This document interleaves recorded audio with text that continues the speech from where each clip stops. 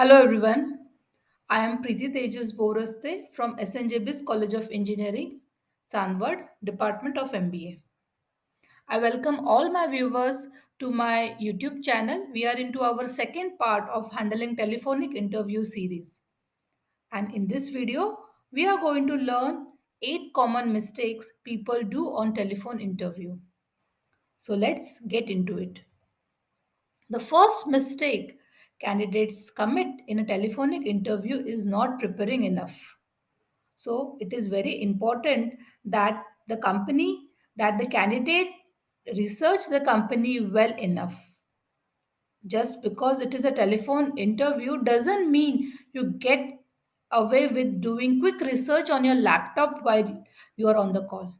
So it is very important that you prepare yourself before the telephonic interview. The second mistake is interrupting the interviewer. So we know you might be too enthusiastic and excited to answer the question as soon as you hear it, or you may rush into correcting a misunderstanding you think the interviewer has, but interrupting them is never a good idea. As a general rule, once your interviewer stops speaking, count to 3 silently. Take a deep breath and then start answering. This makes you sound like a professional and gives your brain enough time to organize the response. So you would sound coherent and know exactly what you are talking about. The third mistake the candidate commit in a telephonic interview is talking too much. So, in face to face interviews, you can tell when the interviewer has heard enough by small nods or gestures. But on phone, it's not so obvious, and they probably won't interrupt you so you don't get nervous. So, keep your answers short and sweet and give them the chance to ask for more details. However, don't give too short answers either. Aim for a golden interval between 90 seconds and 3 minutes, depending upon the complexity of the question. The fourth mistake candidates commit is not remembering which job you are interviewing for. So you might think that this is unlikely, but you will be surprised at how often recruiters say this happens.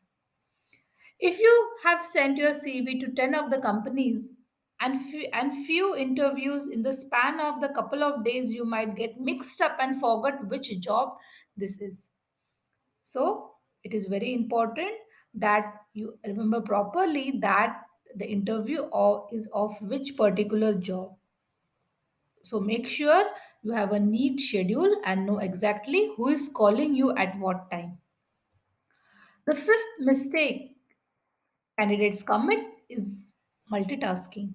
So you might want to have a pen and a piece of paper to take notes, but other than that, anything else is sure to distract you. Driving, cooking, background music, or television, and doing any course or task other than the call at hand is a bad idea. You won't be as focused and your response won't be organized. So, never put the interviewer on hold. Even if you are receiving an important call, don't pick up until the interview is over. Tell people who call you frequently that you will be having an interview at that time. The sixth mistake candidates commit is talking about your personal life. Until the interviewer specifically asks for it, giving details about your personal life is not a best idea. For example, don't talk about your religion, relationship, status, children, or anything of that sort. The seventh mistake is appearing uninterested.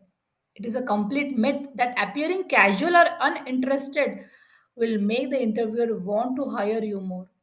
They probably receive thousands of applications for the same role you are applying. And if they feel that you don't want the job, they will just give it to someone else. So, of course, don't make it sound like it's the end of the world. If they don't hire you, but show that you are keen by them by being enthusiastic and asking smart questions. And last but not the least, the eighth mistake candidates commit is skipping the question and answers at the end.